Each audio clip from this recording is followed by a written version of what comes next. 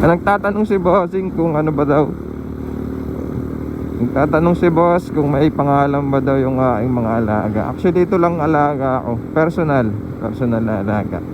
Yung Rusi na nakikita nyo sa video, yun ay isang company. At ito lang ang may pangalan yun kasi ay service ko yun, company service eh. Pero sige, papangalanan natin. Ito nga pala ay si Toothless, itong Suzuki ko. Pinangalanan ko siyang Toothless dahil ganito yung tsura niya dati. Wala siyang mga flasher or fog light. Ano yun? Park light. Plain lang siya. Kaya wala. Kaya pinangalan ko sa kanya yung Toothless. Yung Rusi, sige, pangalanan natin. Anong maganda.